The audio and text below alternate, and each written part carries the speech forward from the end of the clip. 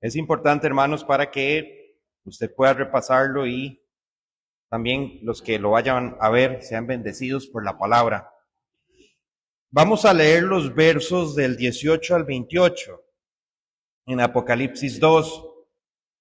Dice, y escribe al ángel de la iglesia de Tiatira, el Hijo de Dios, el que tiene ojos como llama de fuego y pies semejantes a bronce bruñido, dice esto: yo conozco tus obras y amor y fe y servicio y paciencia, y que tus obras postreras son más que las primeras. Pero tengo unas pocas cosas contra ti, que toleras a esa mujer Jezabel, que se dice profetiza, enseñe y seduzca a mis siervos a fornicar y a comer de cosas sacrificadas a los ídolos. Y le he dado tiempo para que se arrepienta, pero no quiere arrepentirse de su fornicación. He aquí yo la arrojo en cama y en gran tribulación a los que con ella adulteran, si no se arrepienten de las obras de ella. Y a sus hijos heriré de muerte, y todas las iglesias sabrán que yo soy el que escudriña la mente y el corazón, y os daré a cada uno según vuestras obras. Pero a vosotros y a los demás que están en Tiatira, en cuanto a no tienen esa doctrina, y no han conocido lo que ellos llaman las profundidades de Satanás, yo os digo, no os pondré otra carga, pero lo que tenéis, retenedlo hasta que yo venga. Al que venciere y guardare mis obras hasta el final, yo le daré autoridad sobre las naciones, y las regirá con vara de hierro, y serán quebradas como vaso de alfarero, como yo también lo he recibido de mi Padre. Y le daré la estrella de la mañana. El que tiene oído, oiga lo que el Espíritu dice a las iglesias. Decimos amén a la palabra de Dios. Tiatira era la ciudad menos importante políticamente hablando de entre las 7 ciudades mencionadas en las cartas de Juan, pero espiritualmente representa uno de los desafíos más profundos para la iglesia y lo que Tiatira representa. Por eso, el Señor dedica el mensaje más extenso a la iglesia de Tiatira. ¿Has visto esto? De los 7 mensajes a las iglesias, el de Tiatira es el mensaje más extenso. Tiatira estaba ubicada al sureste de Pérgamo y era una ciudad netamente industrial y comercial, conocida porque tenía gremios de artesanos y comerciantes, como tintoreros, curtidores, tejedores, fabricantes de bronce y demás. De hecho, ¿qué recuerdan ustedes de Tiatira? Lo vimos en el estudio pasado del libro de los Hechos. Les doy una pista: Lidia la vendedora de púrpura. ¿Usted sabía que Lidia la vendedora de púrpura fue la primera mujer cristiana de Europa? Porque en este tiempo no se conocía como Europa, pero está ubicado en Europa, en el continente europeo, lo que conocemos hoy como el continente europeo.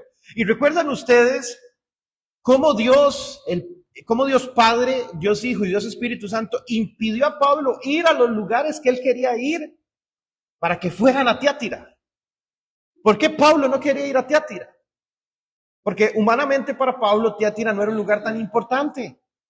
Y Pablo buscaba ciudades conglomeradas para que el evangelio pudiera difundirse. Pero el Espíritu Santo cambia el plan de Pablo en Hechos 16, como lo habíamos estudiado, y lo envía a Tiatira, y en Tiatira se convierte en 3 personas. ¿Recuerdan ustedes quiénes eran? Leímos uno al principio, bueno, casi que leímos uno al principio del culto, el carcelero. ¿Se acuerdan?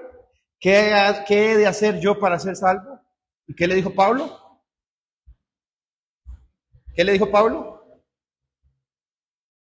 Hermanos, mañana, próximo domingo, 10 a.m., examen bíblico básico, para saber cómo estamos. Amén. ¿Qué le dijo Pablo? Cree en el Señor Jesucristo y serás salvo tú y toda tu casa. Amén. El carcelero fue uno. ¿Quién fue otra que se convirtió? La mujer que tenía un espíritu inmundo de adivinación. Ajá, que gritaba detrás de Pablo, estos son los hombres que os anuncian el mensaje de salvación, y Pablo se enojó. Y habíamos estudiado por qué se enojó, porque él no quería que el nuevo cristianismo estuviera ligado a prácticas ocultas. Y una de las mujeres, de hecho fue la primera, lo hicimos en cuenta regresiva, la primera que se convirtió fue una mujer llamada Lidia, que era vendedora de púrpura. La púrpura era una tela muy cara que solo utilizaba la aristocracia, entonces era una mujer probablemente muy adinerada, pero en Tiatira había esta clase de gremios de artesanos, del cual Lidia era una. Por lo tanto, Lidia fue la primera mujer cristiana de Europa.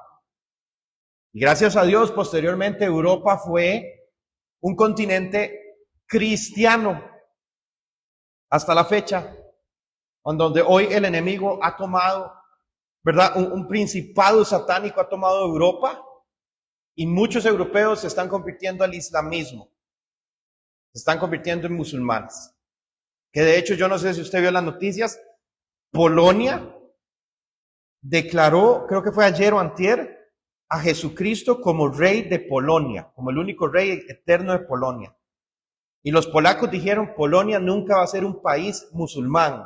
Y más de 300,000 personas marcharon en la calle para que Polonia siguiera siendo un país cristiano. Hermano, qué tremendo. Todavía hay esperanza. Pero vemos del otro lado del océano cómo también, creo que fue el mismo día o el día anterior, en Estados Unidos, en Nueva York, se escoge a un alcalde que es ateo, comunista y musulmán. Entonces, hermanos, vean cómo están las cosas en el mundo. Y es importante que nosotros nos informemos, porque, ¿verdad? El Señor nos manda a saber discernir los tiempos. Volviendo al tema, entonces, Tiatira es la primera iglesia en Europa, ¿verdad? Y tenemos a Lidia como la primera mujer convertida al cristianismo en Europa. Por lo que muy posiblemente esta iglesia a la cual Juan dirige esta carta, este mensaje, era de esa comunidad de cristianos que se originó con la hermana Lidia, ¿verdad? Ya había ahí una iglesia formada. ¿Qué es lo importante de esto? Cada gremio de artesanos tenía su propio dios pagano, su propio patrono, como se acostumbra, ¿verdad? Hoy en día de una forma simbólica, porque no se adoran como tal, aunque no debería, ¿verdad? Por ahí un día vi que decía fulano de tal, el patrono de los abogados, y yo, santo Dios, ¿verdad? No tiene sentido. Pero en ese tiempo claramente había un culto pagano a estas deidades que representaban a los artesanos. Y parte de la adoración a esos dioses falsos incluían sacrificios, ¿verdad? Y actos de inmoralidad, que fue también lo que Pablo amonestó a los hermanos de Corinto, que no participaran de la cena de los dioses paganos, porque aunque había libertad, los demás hermanos podían herirse de corazón. Hace unos años habíamos estudiado eso. Entonces, hermanos, rehusarse a participar de estas fiestas paganas significaba claramente una pérdida económica. Por lo tanto, los cristianos de Tiatira enfrentaban un fuerte compromiso con el mundo. Supongamos que el hermano Gerardo es un artesano, es un vendedor de empanadas, ¿verdad? Y el patrono de él es San Anastasio de la empanada, ¿verdad? Entonces, cuando venían las fiestas de San Anastasio de la empanada, el hermano, como es cristiano, no quería participar de los actos idólatras, ni participar de los actos inmorales. Entonces, claramente él se excluía de su gremio, y eso podía hacer que perdiera ventas, ¿verdad? Que nadie, ¿entendemos eso? Entonces, los cristianos de Tiatira la tenían complicada en ese tema. Sin embargo, a pesar de ese ambiente, esta iglesia había crecido en amor y servicio, pero había tolerado algo muy peligroso para la iglesia, quizás lo más peligroso que puede tener una iglesia, que es la corrupción doctrinal. La corrupción doctrinal. Cristo se presenta a esta iglesia como con ojos de fuego y pies de bronce, que representa como un juez que todo lo ve y todo lo juzga con una pureza inquebrantable. Entonces, vamos a ver en el verso 18, dice, el Hijo de Dios, el que tiene ojos como llama de fuego y pies semejantes a bronce bruñido. Esa es la forma en que Cristo se presenta a esta iglesia. Aquí vemos algo muy interesante. De todas las iglesias, esta es la única iglesia con la que el Señor Jesús se presenta como el Hijo de Dios. Es la única en la que Él dice que es el Hijo de Dios. En las demás iglesias son descripciones que se derivan de la descripción inicial que le da Juan en el verso 1, en el capítulo 1, verso 12 al 16. El alfa y el omega, el principio y el fin, el que es, el que fue, el que es, el que ha de venir. Pero la iglesia de Tiatira le dice, yo soy el Hijo de Dios. ¿Qué importancia tiene esto?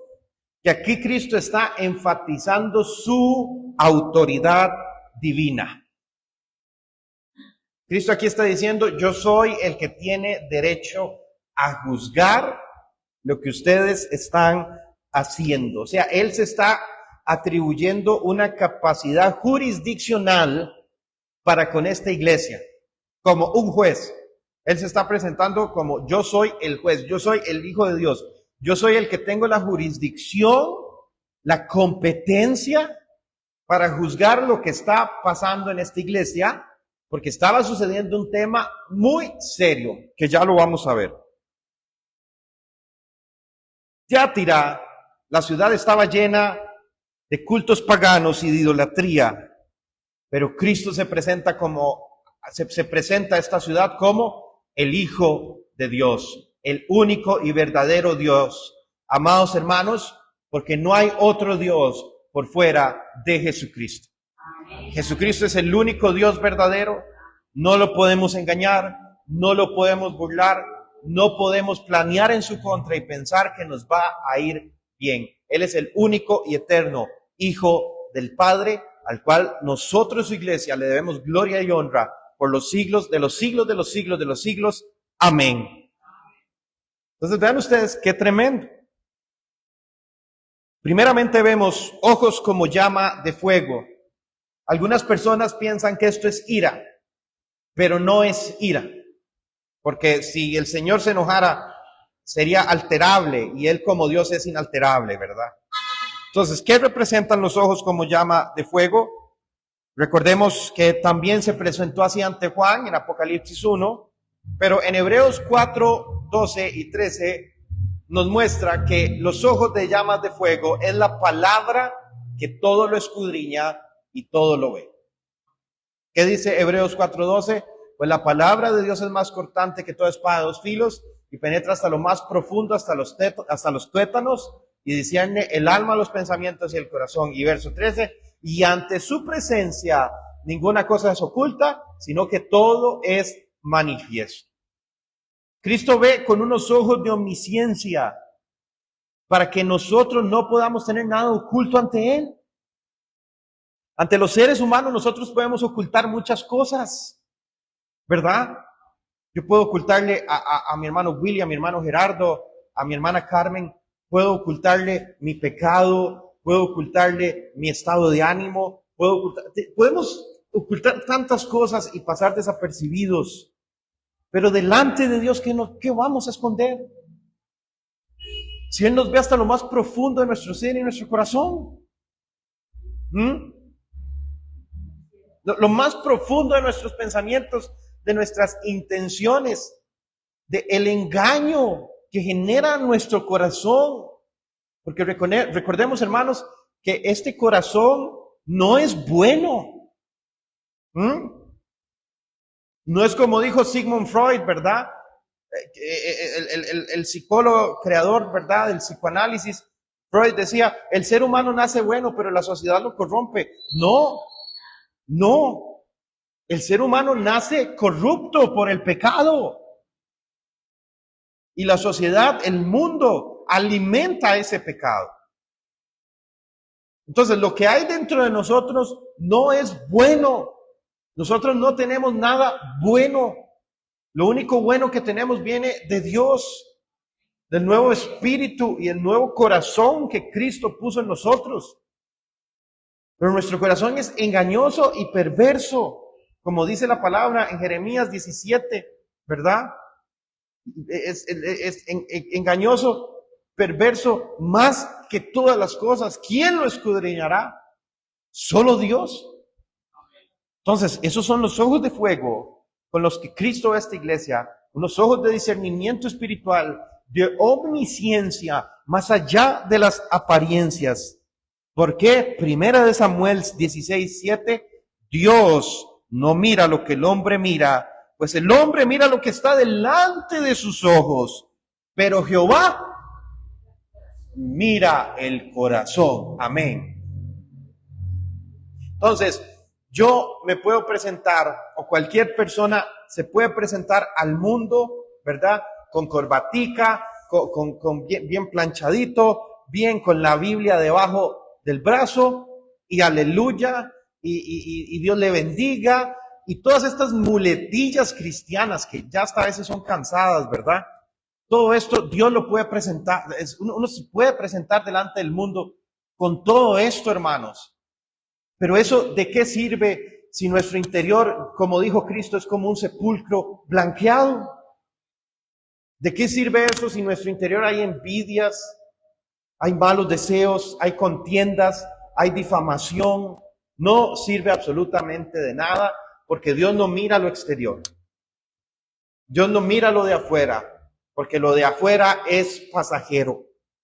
Dios mira lo de adentro, Dios mira el corazón. Y Cristo lo dijo muy claramente, de la abundancia del corazón habla la boca. También dice que el Señor se presenta a esta iglesia con sus pies semejantes a bronce bruñido. Esto significa juicio firme y justo. Los pies en la Biblia representan dominio y autoridad. Entonces, con estos pies de bronce pulido, Cristo está preparado para purificar todo lo que es impuro. Daniel 10:6, apúntelo por ahí, después lo lee en la casa. Daniel 10, verso 6, después lo lee en la casa. Nos da una representación de estos pies, de este dominio del Mesías. Dice, majando la ira, majando el lagar de la ira de Dios. Calvino sobre esto comenta, Cristo no solo examina las acciones, sino que como juez justo las pesa en la balanza de su santidad. Su mirada penetra hasta lo más profundo y sus pies de bronce no se van a apartar de la justicia ni un solo instante. Entonces, en resumidas cuentas, la forma en que Cristo se presenta a esta iglesia, ¿para qué es? Para inspeccionar con los ojos como de fuego, pero también para juzgar y purificar. Aquí el Señor se está preparando para un juicio. Esta iglesia tiene buenas obras. Vamos a ver en el verso 19. Dice, yo conozco tus obras y amor, y fe, y servicio, y paciencia, y que tus obras postreras son más que las primeras. Esta iglesia también es el caso contrario a la iglesia de Éfeso, donde había doctrina, pero sin amor. Tiatira sobresalía en amor, porque es reconocido por el mismo Cristo. Ustedes son una iglesia que tiene amor, que tiene servicio, que tiene una comunidad activa. Veamos la progresión, hermanos. Amor, fe, servicio y paciencia. ¿Por qué primero amor? Porque el amor debe ser la motivación de toda obra cristiana. Como dijo el apóstol Pablo en 1 Corintios 13, si hablo todas las lenguas, si sé todos los misterios si me leí todos los compendios de teología, ¿verdad? De Tozer, si todo eso lo hice sin amor, nada soy. El amor entonces es la principal motivación de todo creyente. Porque todo lo que hacemos por fuera del amor a Dios, podemos correr el riesgo de hacerlo para nuestra propia gloria. El amor progresa a fe, según este modelo, ¿verdad? ¿Qué es la fe? La confianza práctica en Dios ante la presión. El amor y la fe producen servicio. ¿Qué es el servicio? Es la fe actuando a través del amor. Entonces yo voy a servir a mis hermanos porque los amo, porque amo a Dios y amo a mis hermanos y tengo fe en Dios, entonces sirvo. Y la paciencia, que es la perseverancia ante la oposición. Y algo muy notable de esta iglesia es lo que el Señor dice: tus obras postreras son más que las primeras. O sea que era una iglesia que tenía crecimiento espiritual. ¿Ya qué buenas calificaciones está sacando la iglesia de Tiatira? Tiene muchas cosas que hasta en nuestros tiempos en las iglesias no hay. En apariencia, Tiatira era una iglesia que se veía viva y ferviente. Sin embargo, ese crecimiento espiritual estaba corriendo un grave peligro desde adentro. Matthew Henry comenta lo siguiente: Cristo observa no solo lo que hacemos, no solo si progresamos o decaemos de nuestro andar. El aumento del bien es un signo de verdadera gracia. Entonces el Señor conoce nuestras obras, pero el Señor también nos mide. Recordemos que Cristo explicó esto muy bien en la parábola, ¿verdad?, del mayordomo y los talentos. El que le fue dado 10 talentos fue y los negoció, hizo más. El que le fue dado 5 fue y los negoció, hizo más. Pero el que le fue dado 1, como solo era 1, tuvo miedo, lo escondió y no trajo ganancia. Hermanos, y aquí es donde nosotros debemos analizarnos si estamos progresando en el Señor, si estamos estancados o si estamos retrocediendo. Y debemos de tener muchísimo cuidado con esto y ser honestos con el Señor, y si es necesario arrepentirnos y pedirle al Señor en su gracia que nos permita avanzar para su reino. Aquí vemos una felicitación a la iglesia de Tiatira porque sus obras postreras eran mayor que las primeras. Lo natural, hermanos, en Dios es el crecimiento. Si las iglesias no crecen, aunque medie la voluntad de Dios primeramente, claro, pero a veces puede ser que algo esté pasando. Ahora vemos en los versos 20 al 23 qué es lo que Cristo reprocha a esta iglesia. Dice: pero tengo unas pocas cosas contra ti. Y vemos que el Señor dice unas pocas cosas, no porque este tema no es importante, sino porque en realidad era algo en específico, ¿verdad? Dice que toleras a esa mujer Jezabel, que se dice profetiza, que enseñe y seduzca a mis siervos a fornicar y a comer de las cosas sacrificadas a los ídolos. ¿Cuál era el gran peligro que había en Tiatira? La tolerancia al error doctrinal y moral. Entonces, vayamos haciendo este mapa en nuestra mente. Tiatira era una iglesia que tenía amor, que tenía paciencia, que tenía fe, que tenía servicio y que aumentaba en obras, pero al mismo tiempo era una iglesia doctrinal y moralmente flexible.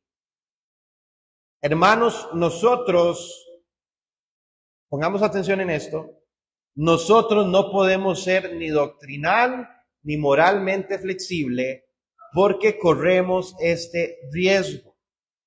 No podemos tergiversar, no podemos torcer lo que dice la palabra. Y vamos a empezar por lo obvio. toleras a esa mujer, Jezabel. ¿Quién fue Jezabel en la Biblia? ¿Usted se acuerda? La historia está en Primera de Reyes, del capítulo 16 al capítulo 21. ¿Quién fue Jezabel? Jezabel fue la esposa de un rey de Israel llamado Acab. Y Acab permitió que Jezabel fuera prácticamente la que gobernara. Pero Jezabel era una mujer pagana que adoraba a un dios llamado Baal o Balpeor. Entonces, como Acab no tenía pantalones, permitió que Jezabel restaurara en Israel el culto a Baal. ¿Quién fue uno de los profetas que se opuso a esto? El profeta Elías. Ustedes recuerdan, ¿verdad? Cuando los profetas de Baal se enfrentaron a Elías y Elías les dijo, bueno, hagamos una cosa, para saber quién es el verdadero Dios, pongamos una ofrenda, pongan ustedes una ofrenda, y si baja fuego del cielo y consume la ofrenda, Baal es Dios. Entonces dice que los profetas de Baal empezaron a hacer, ¿verdad?, su adoración pagana y se flagelaban, se golpeaban con látigos, ¿verdad?, hacían todo y Elías se burlaba de ellos. Y les decía, ¿qué es lo que pasa? ¿Acaso será que Baal está reflexionando? Pero esa palabra, algunos dicen que viene del hebreo como de tener un mal de estómago. Entonces algunos dicen que lo que Elías en realidad estaba diciendo era que si Baal estaba en el baño y no los podía atender. Cuando estuvieron horas los profetas de Baal intentando hacer que la ofrenda se consumiera y no se consumió, llegó el turno de Elías. Entonces cuando vino el turno de Elías, él pidió que incluso rociaran agua en la ofrenda. Y no había Elías empezado a adorar a Dios cuando cayó fuego del cielo y consumió la ofrenda. Entonces él le dijo, bueno, a los profetas de Baal, ¿verdad? Bueno, Dios es Dios, sepa Israel que Dios es Dios. Córtenle la garganta a todos los profetas de Baal. Entonces ese día mataron a más de 100, no sé cuántos eran, profetas de Baal. ¿Cuántos? 400. Gracias, hermano. Cuando Jezabel se entera de esto, que había matado a los profetas de Baal, entonces Jezabel le manda un mensaje a Elías y le dice, así como tú hiciste con los profetas de Baal, así te voy a hacer yo a ti cuando te vea. Qué tremendo, hermanos. Ahí fue cuando Elías se metió en una cueva y se deprimió y toda la cosa, ¿verdad? ¿Cómo terminó Jezabel? Cuando llegó uno, no me acuerdo el nombre, pero uno de los generales del rey Acab la vio en una torre y Jezabel salió a recibirlo y este general del rey Acab le dijo, boten a esa ramera de esa torre. Y dice que su cuerpo cayó desde la torre y se reventó en el piso y llegaron los perros a comerse el resto de lo que fue Jezabel. Hermanos, eso tiene una importancia contextual para nosotros y es que la iglesia no debe tolerar la falsa doctrina, porque Dios vomita la falsa doctrina, hermanos. Esa fue la historia de Jezabel. Ahora vemos cómo en la iglesia de Tiatira espiritualmente está pasando algo similar. El nombre Jezabel de esta mujer de Tiatira probablemente era simbólico por lo que esta mujer estaba haciendo. Así como Jezabel introdujo la idolatría de Baal al pueblo de Israel, de igual manera había una mujer en Tiatira, influyente, una líder espiritual, que enseñaba una doctrina de flexibilidad entre el cristianismo y el paganismo. ¿Qué dice la palabra, hermanos?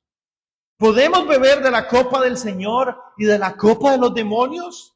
¿Podemos sentarnos a la mesa del Señor y a la mesa de los demonios? ¿Provocaremos a celos a nuestro Dios? ¿Somos algo para resistirle?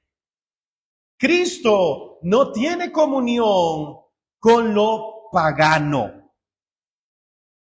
Por eso, hermanos, aunque yo me considero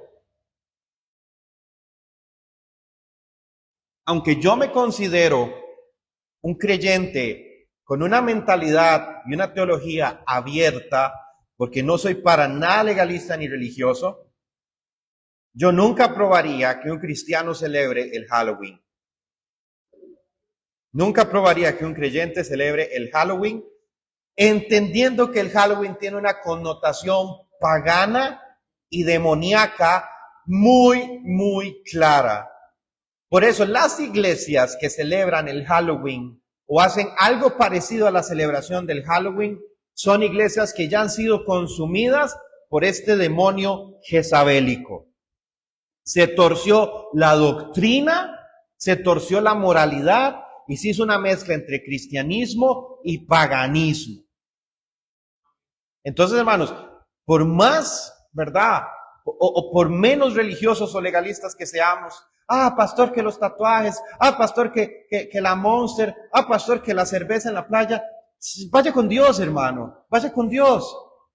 Pero nunca la iglesia puede participar como iglesia y mezclar lo santo con lo pagano, porque eso es una afrenta enorme a Dios.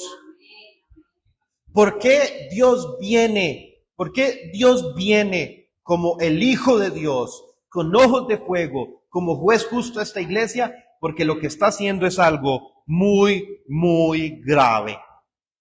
Entonces, esta líder espiritual que había en Tiatira le estaba diciendo a los creyentes probablemente que ellos podían participar de celebraciones paganas plenamente y después venir a la iglesia el domingo, porque el que peca y reza empata. Jamás, hermanos. No podemos torcer la doctrina. Y vean algo muy curioso aquí. El Señor dice que esta mujer se dice profetiza. ¿Cuántos hoy, escuchemos esto con mucho amor al Señor, mucho temor a su santo nombre? ¿Cuántos hoy se dicen profetas? ¿Cuántas hoy se dicen profetizas y no son más que falsos maestros? Vea cómo lo dice el Señor en el último libro de la palabra. Mira cómo lo dice el Señor en el último libro de la Santa Escritura, que se dice profetiza. Ya, se dice, pero no es. Hermano, ¿no será esto una muestra de nuestros tiempos? Recordemos, cada iglesia tenía problemas reales en ese tiempo, pero cada iglesia es un examen espiritual para nosotros, la iglesia del presente. ¿Cuántos hoy se dicen profetas? ¿Cuántos hoy se dicen profetizas? Y no son más que Jezabel representada en diferentes hombres y mujeres. ¿Qué cuidado hay que tener? Estamos delante de la última revelación profética que hubo, que fue la de Juan. Ni siquiera fue la de Juan, fue la de Jesucristo. Juan nada más escribió. Y ve aquí cómo el Señor ya descarta el oficio profético. Porque ya, hermanos, en nuestro tiempo no existe tal cosa. Hay algo muy curioso que un día compartía con un hermano. Por redes sociales se viralizan muchos videos de estos profetas, de estos falsos profetas, de estos falsos apóstoles, diciendo puras herejías, porque son herejías. Hay una señora, para no decir otra cosa, que se llama Lindsay DeFond, que en un video dice que el evangelio, que la salvación es 60% gracia y 40% obras. O sea, que la salvación depende 40% de nosotros. Hermano, por amor a Cristo, hombres como Cash Luna, como Guillermo Maldonado, ¿verdad? Como muchos televangelistas de Estados Unidos, que son herejes y son falsos maestros, son falsos profetas, son falsos apóstoles. Guillermo Maldonado diciendo que Él abre portales de bendición en los cielos. ¿Ah? Hermanos, que lean el mensaje a Tiatira, que lean el mensaje, que lean la Biblia y entiendan que están haciendo mal, que están haciendo muy, muy mal. A esa que se dice ser profetiza, dice el Señor, pero enseña y seduce a mis siervos a fornicar. No están haciendo hoy lo mismo estos falsos apóstoles, estos falsos profetas. Están tomando hermanos y hermanas que aman a Dios de corazón, pero los están enseñando a fornicar y adulterar espiritualmente. ¿No está sucediendo hoy eso en nuestros tiempos, hermanos? Si usted tiene, y aquí lo vamos a ver, si usted tiene la Biblia en sus manos, aférrese a ella como el tesoro más grande que usted tiene en su vida. Porque para las cosas que vienen, la vamos a necesitar muchísimo. Esta falsa maestra que se decía ser profetiza, o sea, usted sabe, hermanos, ¿qué es lo serio de esto? Micrófono salió del chat. ¿Qué es lo serio de esto, hermanos? Cuando, si Luis Paulino Rubí Cascante se vuelve loco, si me golpeara la cabeza muy fuerte y me despertara, no en mis 5 sentidos, y dijera, yo soy profeta,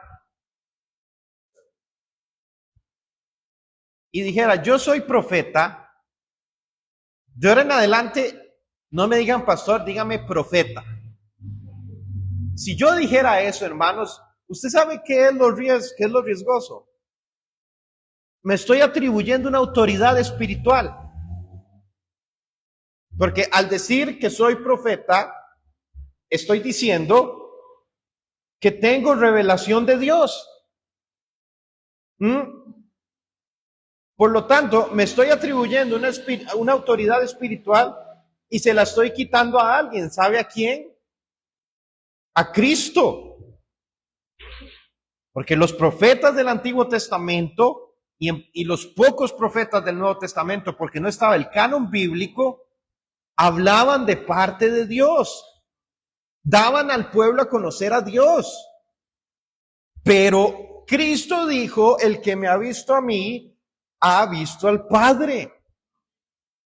Cristo es la revelación completa y plena de Dios para el hombre. Por lo que no necesitamos más profetas. Entonces, hagamos una comparación entre los profetas modernos y los profetas del Antiguo Testamento y nos damos cuenta que los profetas modernos no son profetas. Son embaucadores, son falsos. ¿Por qué? Porque estos profetas modernos andan vendiendo bendiciones, andan vendiendo trabajos, andan vendiendo matrimonios. Es tan normal hoy en día que llegue un profeta a una iglesia y le diga, hermano, Dios me dice que te vas a casar con la que está allá, por amor a Cristo. ¿Ah? En cambio, veamos, los mensajes de los falsos profetas de hoy en día son estrictamente para beneficio personal. Entonces, ese profeta viene y me profetiza a mí que Dios me va a bendecir, que Dios me va a prosperar, que Dios me va a levantar, que Dios me va a llevar a las naciones, que todas estas cosas, porque parece que tienen el mismo guión todos. Pero veamos los profetas del Antiguo Testamento y el mensaje que traían los profetas del Antiguo Testamento. No los querían. Se asustaban cuando venía un profeta porque yo pienso que la gente decía, ay, viene. Qué regañada nos irá a pegar. Hermanos, hoy en día es otra cosa completamente. El error en la iglesia de Tiatira era sutil. En lugar de una persecución abierta, había una corrupción interna bajo una apariencia de profundidad espiritual. Hermanos, vean ustedes qué tremendo. Qué cuidado hay que ponerle este mensaje a la iglesia de Tiatira. Generalmente, las y los Jezabel que hay hoy en día en las iglesias también quieren aparentar esa profundidad espiritual. Y no caigamos en esa trampa, amados hermanos. Incluso en el verso 24, Cristo dice que esta doctrina son las profundidades de Satanás.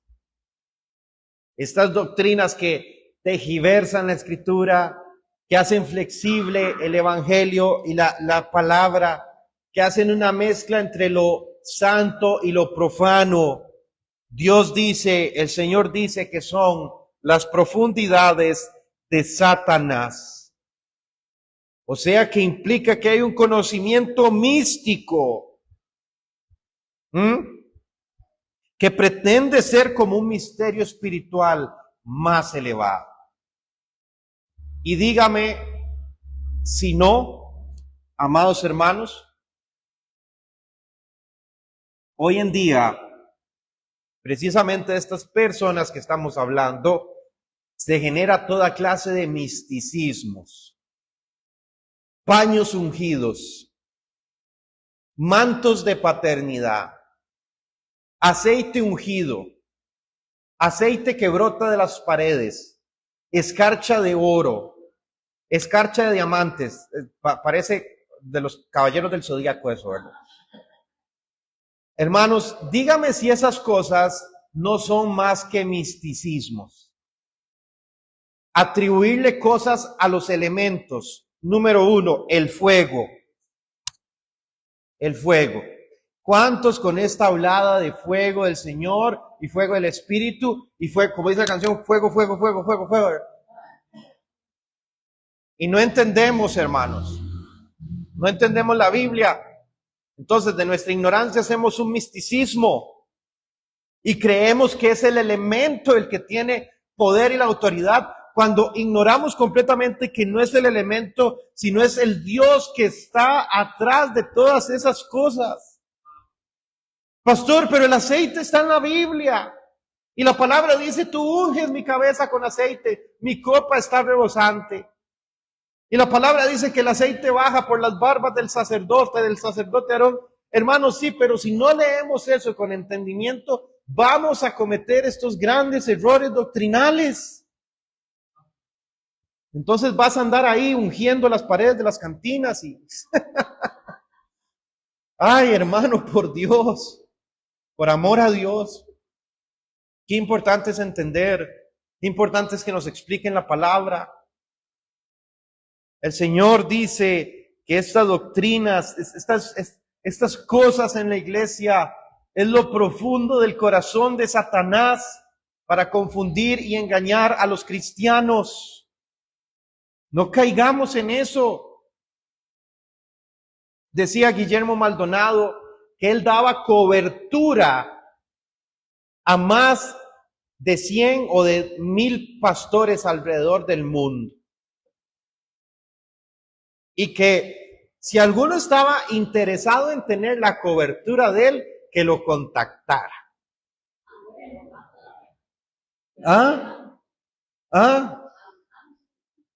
¿Y por qué digo los nombres, hermano? Porque hay que hacerlo así. La iglesia de Éfeso enfrentaba a los que decían ser apóstoles y no lo eran. Este mensaje no tiene que ser suavizado. Entonces él decía que él daba cobertura, que él daba una paternidad espiritual para que su iglesia creciera y para que todo eso. Si yo voy a la palabra, hay un versículo que me dice, mas vosotros tenéis la unción del Santo. ¿Yo para qué voy a querer la supuesta unción de Guillermo Maldonado, de Cash Luna, de ninguno de estos estafadores? ¿Para qué? Si la palabra a mí me dice que Cristo, que su Santo Espíritu habita en mí, por lo tanto tenemos la mejor unción de todas, la mejor paternidad de todas, la unción de Cristo y la paternidad de Dios. Amén. Qué tremendo, hermanos. Ahora, ¿cuál es el juicio contra esta mujer y los que siguen esta doctrina? Dice, yo le he dado tiempo para que se arrepienta, pero no quiere arrepentirse de su fornicación. Volvemos al presente. Vivo ejemplo de los que siguen a estas personas.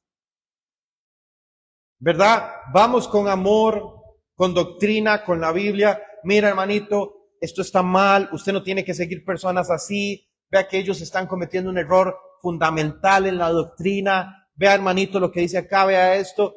No, es el ungido del Señor. No hablen contra los ungidos de Dios. ¿Ah? No, hermano. No, y esto es el Señor que en este tiempo está dando, valga la redundancia, tiempo a que estas personas se arrepientan. Pero dice que no quieren hacerlo. Un día me decía un hermano, ¿cuántas personas habrán visto estos videos en donde desmienten completamente a estos falsos apóstoles y a estos falsos maestros? Y aún así no entienden, no creen, porque sus ojos están cegados por Satanás. Qué tremendo, hermanos. La paciencia de Dios no es la debilidad de Dios, es una oportunidad de gracia. Pero cuando la obstinación persiste, no viene la paciencia, sino que viene el juicio. ¿Cuál es el juicio de Dios? He aquí, dice en el verso 22, yo la arrojo en cama y en gran tribulación a los que con ella adulteran, si no se arrepienten de sus obras. Vea qué curioso esto, hermanos. ¿Por qué el Señor dice que la arroja en cama? Nos hace entender que la arroja en cama posiblemente de una enfermedad. Esto tiene una representación. La cama, que para esta doctrina es una cama de placer, ahora se va a convertir en una cama de aflicción. ¿Entendemos esto? ¿Captamos esto? ¿Por qué? Recordemos que esta Jezabel de Tiatira estaba enseñando a la iglesia que era permitido participar en actos inmorales para adorar dioses paganos. Entonces, ese placer se va a convertir para estas personas que siguen esta doctrina en una aflicción. Y Dios lo está haciendo hoy con todos los que siguen falsas doctrinas, hermanos. El placer de ser reconocidos, el placer de ser admirados, el placer de ser respetados. Oh, ahí viene el apóstol. Oh, ahí viene el profeta. Aló Akbar, ¿verdad? Hermano, por Dios. Ese placer que sientes estos hombres por engañar y estafar, el placer económico, Dios lo va a quitar y lo va a convertir en aflicción. ¿Por qué? Porque los que siguen estos hombres, estas mujeres y los que siguen estas doctrinas falsas, van a llegar el momento en donde van a ser completamente repudiados y desprestigiados.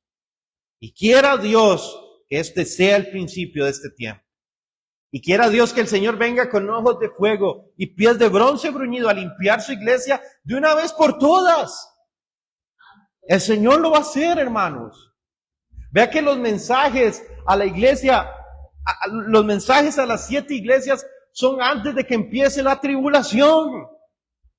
Entonces los juicios que Dios dice que va a hacer en esta iglesia son los juicios que Dios va a hacer en nuestras iglesias hoy. Y este es uno de ellos. Y vea lo que dice el verso 23, y heriré a sus hijos de muerte. ¿Qué quiere decir esto? Que los discípulos espirituales de esta Jezabel, los que adoptaron su enseñanza, van a ser dispersados y no va a quedar nada de estas doctrinas. Padre, te lo pedimos en el nombre de Jesús que sea pronto, porque cuánto está gimiendo la iglesia por los falsos maestros y los falsos predicadores. El propósito de este juicio, hermanos, es purificar las iglesias, porque vea lo que dice después ahí mismo en el verso 23, y todas las iglesias sabrán que yo soy el que escudriña la mente y el corazón. Muchos creen hoy en día que están engañando a Dios que se están saliendo con la suya, pero Dios escudriña la mente y el corazón y no puede ser burlado. La palabra escudriña que se utiliza aquí viene del griego eraunao, que significa investigar hasta lo más profundo. Cristo no solamente va a juzgar a la iglesia de forma superficial, Él conoce todas las intenciones de sus hijos, como dice Hebreos 4, 2 y 13, que los habíamos leído. John MacArthur dice, el mayor peligro para la iglesia nunca ha sido la persecución externa, sino la corrupción interna. Cuando el error se tolera bajo el disfraz del amor, la verdad se debilita y el testimonio se destruye. Ahora vemos en los versos 24 y 25, que es el llamado a los fieles. Dice, pero a vosotros y a los demás que están en Tiatira, a cuantos no tienen esa doctrina, os digo, no os impondré otra carga, pero lo que tenéis, retenedlo hasta que yo venga. Qué hermosa consejo del Señor. ¿Qué es lo que tenemos? ¿Qué es lo que tenemos? Esto es lo que tenemos, hermano. La santa, perfecta, inmaculada palabra de Dios. Esto es lo que usted y yo debemos de retener hasta que Cristo venga. Vean lo que el Señor dice. Ninguna otra carga les doy. ¿Cuáles fueron los 2 mandamientos que el Señor nos dio? Amar a Dios y amar al prójimo y amar a Dios y amar a nuestros hermanos. Y el Señor nos vuelve a reiterar aquí en Apocalipsis, no hay otras cargas. Retengan lo que yo les he enseñado hasta que yo venga. ¿Por qué yo aquí me voy a poner a inventar como lo hacían los fariseos? ¿O por qué voy a quitarle, como hacen hoy los paganos infiltrados dentro de la iglesia? No, hermanos. Esto debemos retenerlo íntegramente, porque es lo que nos va a dar las fuerzas hasta que Cristo vuelva. ¡Qué tremendo! Y había personas en la iglesia de Tiatira que retenían esas palabras, que no se dejaron seducir por esa Jezabel. Y hoy en día hay cristianos verdaderos que también retienen las palabras del Señor y no se dejan seducir por el evangelio de la prosperidad, no se dejan seducir por la falsa gracia, no se dejan seducir por falsos apóstoles, no se dejan seducir por falsos profetas, por más que los llamen como los llamen, por más que les digan lo que les digan, son cristianos fieles que retienen la Biblia. Y yo espero, hermano de corazón, que seamos contados por el Señor entre estos fieles como en la iglesia de Tiatira, que no nos dejamos seducir. Hermano, qué tremendo. Ay, pastor, ¿por qué usted no invita a un predicador? ¿Por qué usted no invita a un profeta? ¿Por qué usted no invita a alguien? A ver si se nos llena la iglesia. ¿Para qué? Dios añadirá a los que han de ser salvos. ¿Usted cree, hermano, que esto está en la bulla, en el show? ¿Usted cree que esto está en el espectáculo? ¿En el circo? No. Está en creer y confiar en el Señor. Está en poner la mirada en Cristo, pero está también en retener lo que nos ha sido dado. El Señor hará todo lo demás. ¿De qué me sirve a mí tener aquí a 25 personas más entretenidas? Que al final va a resultar mal, hermano. No van a ser verdaderos cristianos. No. Dios tiene el control de todo, amén. Y el Señor sabrá lo que hace. Cristo siempre distingue entre los falsos y los fieles. Aún en iglesias, y esto es algo, hermanos, para que nosotros también lo interioricemos. Aún en las iglesias más corruptas, aún en la iglesia de Ronnie Chávez, hay personas fieles. Aún en las iglesias más doctrinalmente corrompidas, hay personas fieles que aman a Cristo. Pastor, ¿por qué no se han ido de ahí? ¿Por qué no salen de ahí, pastor? ¿Por qué viendo cómo son las cosas? ¿Por qué viendo lo que les predican? Conociendo la Biblia, ¿por qué no salen de sus lugares? Porque dice la palabra, mías son las almas. No depende del hombre convencer al hombre dónde tiene que estar congregándose. Dios es el que da el discernimiento y el convencimiento para hacer. Mira, hermano, los pastores que andan jalando ovejas, qué desesperación, por Dios. Qué innecesario. Un pastor que anda jalando las ovejas de otro pastor no tiene fe, porque no cree que Dios le puede dar almas nuevas. No voy a jalar las ovejas de ahí porque ya están hechos, ¿verdad? Le voy a robar el trabajo al que digo que es mi hermano. ¿Para qué, hermanos? No hagamos eso. Pastor, vieras que estoy trabajando a fulano de tal que está en una iglesia y ya casi lo jalo para donde nosotros. No, Dios reprenda al diablo. No, hermano, no. Pongamos todo en manos del Señor. Si el Señor quiere que seamos nosotros de aquí hasta que Él venga, vamos a ser nosotros de aquí hasta que Él venga y Dios nos va a sustentar.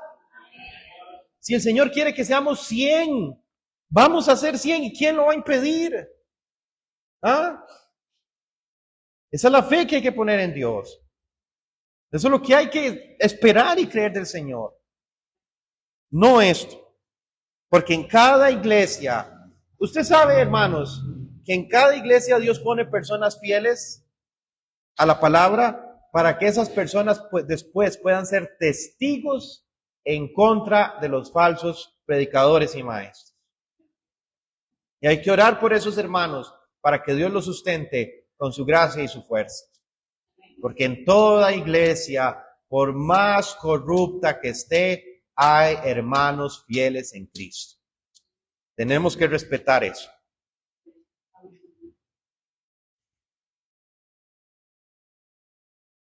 Dios no nos exige nuevas cargas, solo perseverancia. Retened lo que tenéis. Esta palabra, esta frase implica una fidelidad doctrinal, moral y espiritual. Y es el mismo llamado que encontramos en Judas 3. Contended ardientemente por la fe que ha sido una vez dada a los santos. Esto es lo que hay que retener. La promesa al vencedor, que está en los versos finales, al que venciere y guardare mis obras hasta el fin, yo le daré autoridad sobre las naciones y las regirá con vara de hierro y le daré la estrella de la mañana.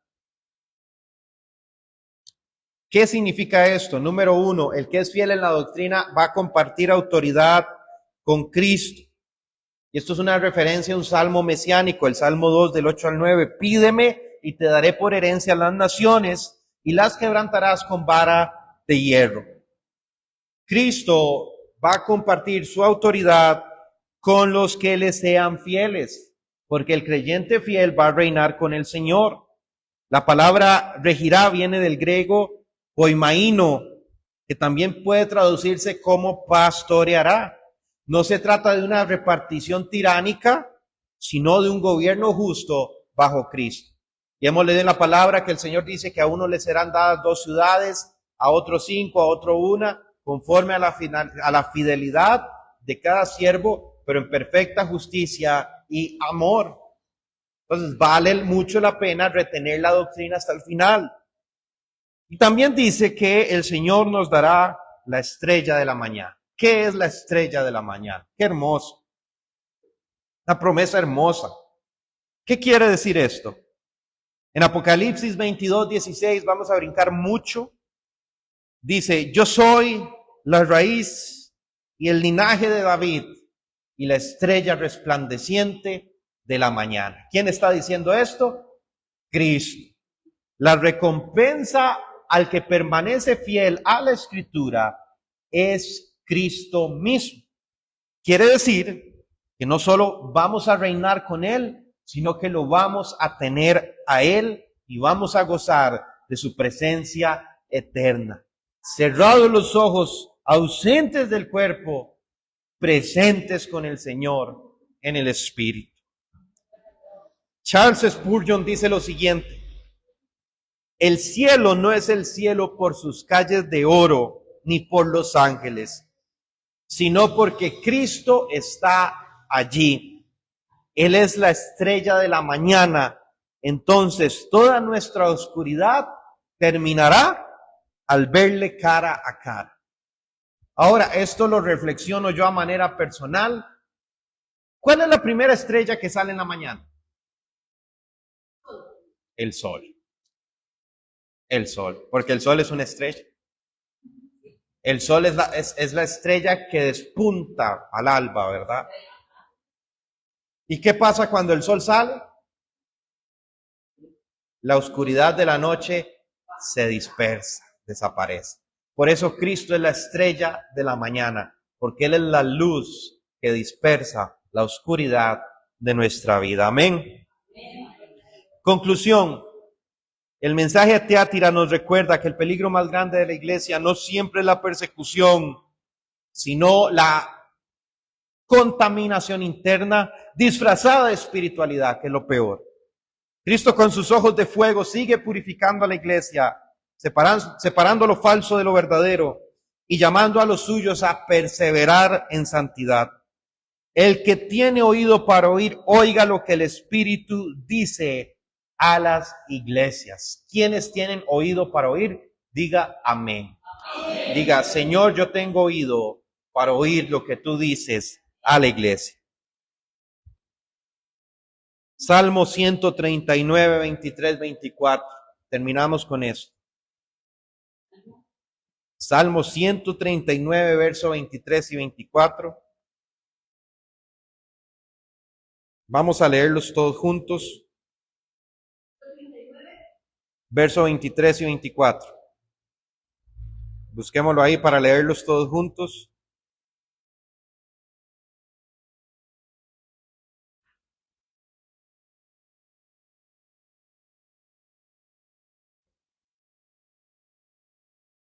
Salmo 139, 23 y 24.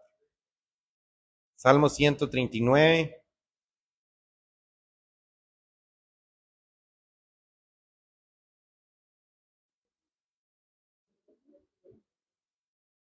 ¿Lo tenemos?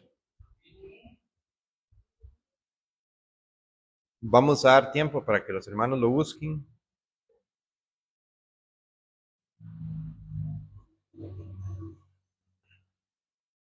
Si no, está ahí en la pizarra.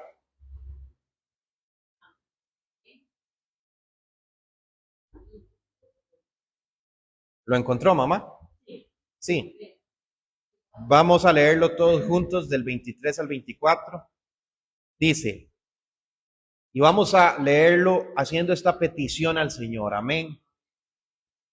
Examíname, oh Dios, y conoce mi corazón. Pruébame y conoce mis pensamientos. Y ve si hay en mí camino de perversidad. Y guíame en el camino correcto. Amén. Vamos a orar. Señor, te queremos dar gracias. Gracias por lo que nos has dado hoy. Te pedimos, oh Dios, que así como la iglesia de Tiatira, tú nos purifiques, Señor, con ojos de fuego y pies de bronce.